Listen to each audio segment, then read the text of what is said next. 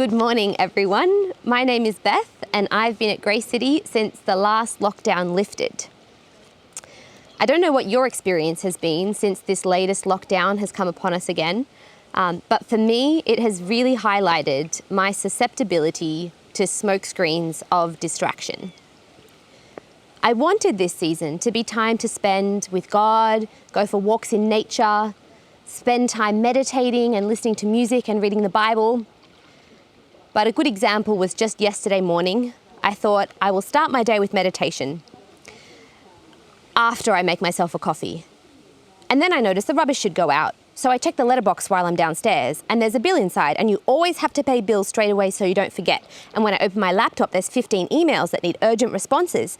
And then a phone call comes in, and while I'm answering that, I notice on my phone is a half-typed, unsent birthday message from the day before.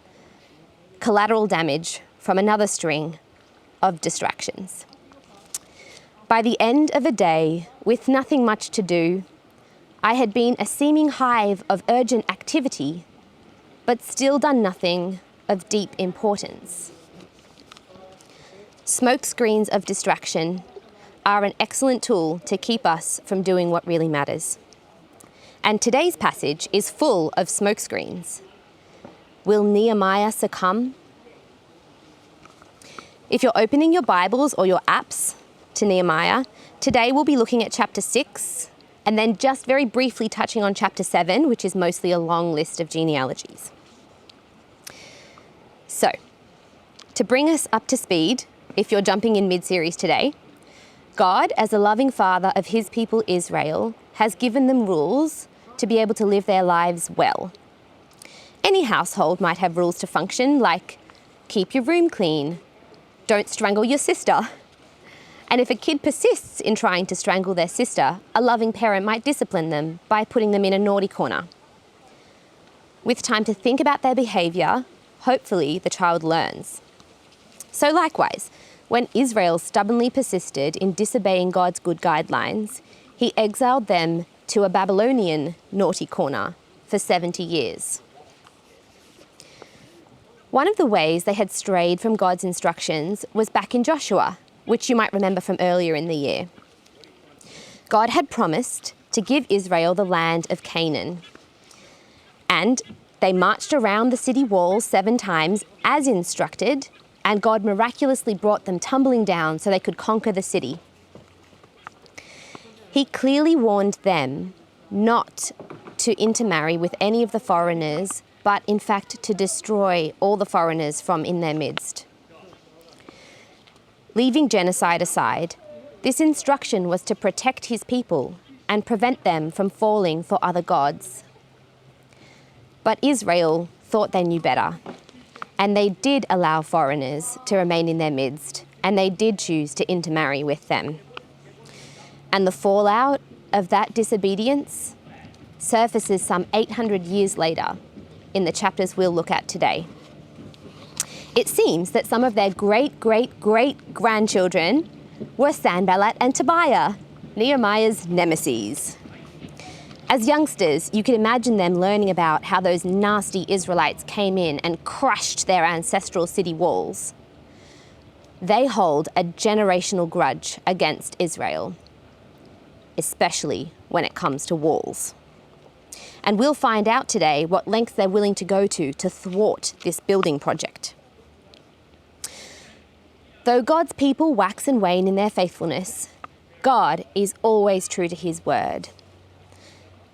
And when their promised 70 years time out was up, he brought Jews back to Jerusalem.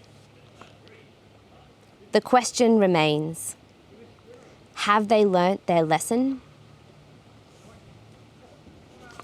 Since returning to their city in ruins, they have rebuilt the temple with Zerubbabel and have almost finished rebuilding the city walls with Nehemiah.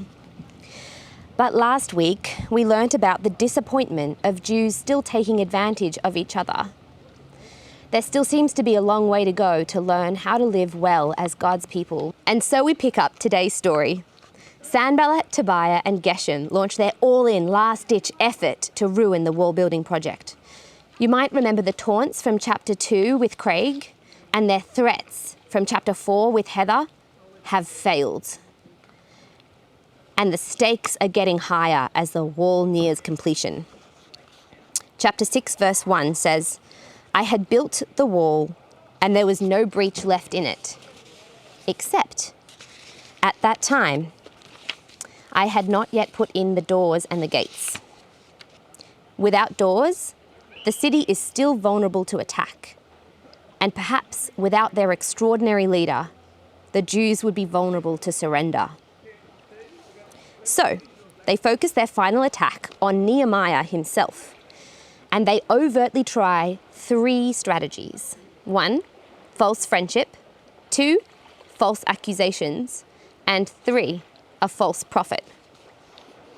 In chapter 6, verse 2, Sanballat offers the olive branch of false friendship to Nehemiah. He says, I'm the governor of Samaria, you're the governor of Judea, why not meet for coffee? But presumably the plan was to lure Nehemiah away to dispatch with him. They tried sending the same letter 4 times, yet Nehemiah does not fall for the distraction. Each time he replies with the simple response, I am doing a great work and I cannot come down. Why should the work stop while I leave it and come down to you? He saw through the offer of false friendship. Verse 2 says, they intended to do me harm. So, attack plan 1 with the offer of false friendship has failed. Next, they try a 5th letter, full of false accusations against Nehemiah. It is an open letter, not sealed with the traditional wax stamp, which means that everyone read it on its way to the recipient. In it, they accused the Jews of planning a rebellion. They accused Nehemiah of wanting to be their king and of hiring false prophets to back his claim to the throne. And they warned that the superpower in the region, Persia, would get wind of it. So how about that coffee now? This was a shrewd move because once gossip has spread, often the defamation damage is done, even if the accusations are disproven.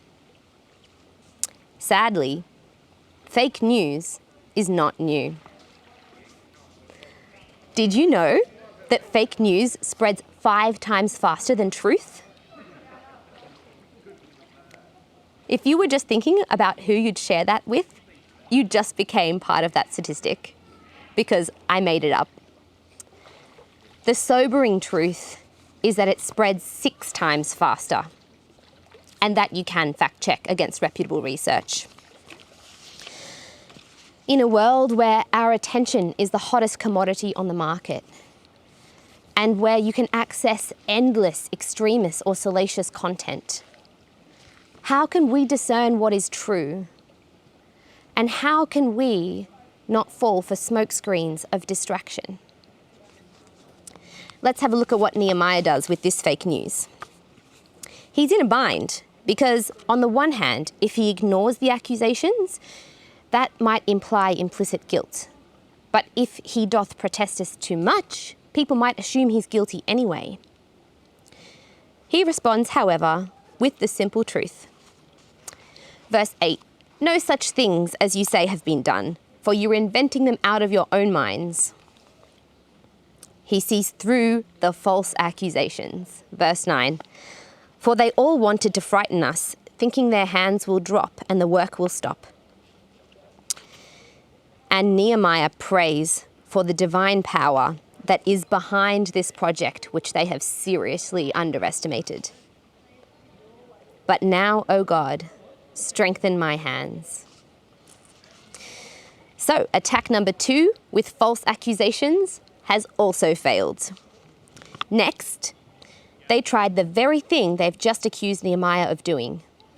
They hired a false prophet. A prophet called Shemaiah warns Nehemiah of a plot to murder him at night and tells he should flee to the temple for protection. Without flinching at this death threat, Nehemiah responds with concise clarity from his unwavering integrity. Verse 11, but I said, should such a man as I run away? And what man such as I could go into the temple and live? I will not go in. He does not want to spark fear in the people by fleeing as their leader. Nehemiah knew there were certain areas of the temple that only priests may enter, but he also knew that things could be broken in serious situations.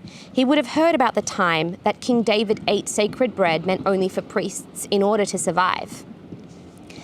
And Shemaiah used prophetic authority to try and strong-arm Nehemiah into breaking the law and fleeing to the temple under this extreme circumstance. But Nehemiah knew that this was not real danger, but rather a trap to compromise his fidelity and to ruin his reputation. So he sees through the false prophet. Verse 12 and 13, "And I understood and saw that God had not sent him, but Tobiah and Sanballat had hired him, that I should be afraid and act in this way and sin, so that they could give me a bad name in order to taunt me." And again, Nehemiah prays, leaving them in God's good hands. Verse 14, "Remember Tobiah and Sanballat, O my God, according to these things that they did, to make me afraid." So attack number 3 with false prophets has also definitively failed.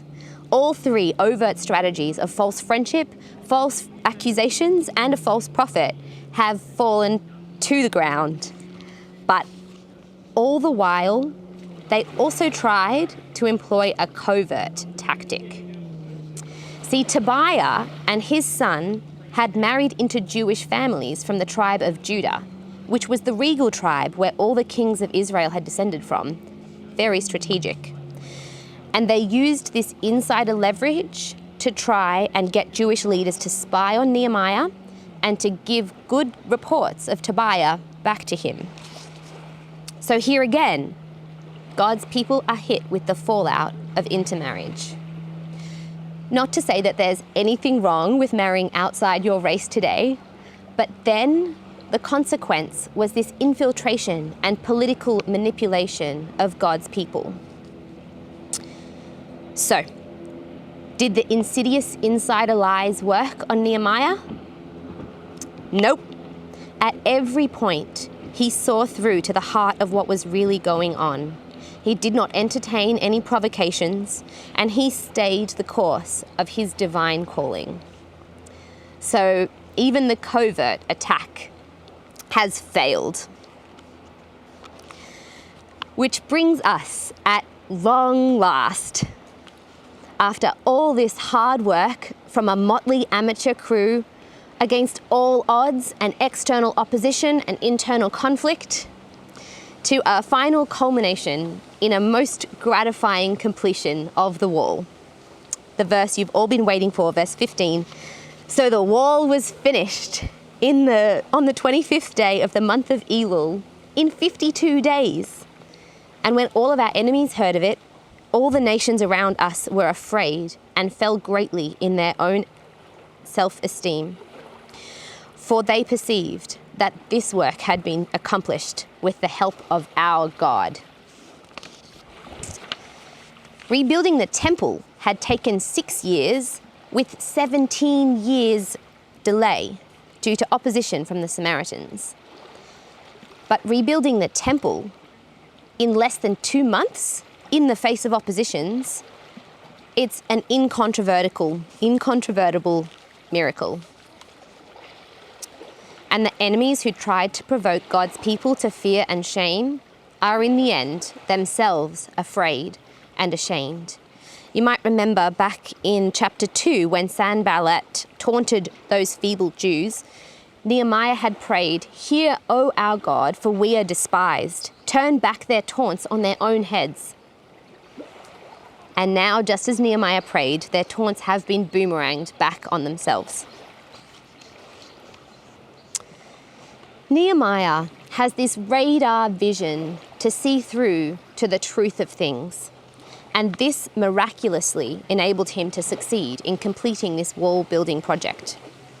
Throughout the chapter, we've had glimpses into his deep knowing. At every point he saw through behind the attacks, and it protected him from fear and from these smoke screens of distraction. I know I don't feel such a concrete calling as Nehemiah, but I do recognize divine prompts. One example of this was a few years ago. I was unusually running early for church, and I felt a nudge that I should go early and I might have an encouraging conversation with someone. So I left, but as I passed the kitchen, I noticed some dirty dishes. And I thought, I'll get them done and I'll still be early for church.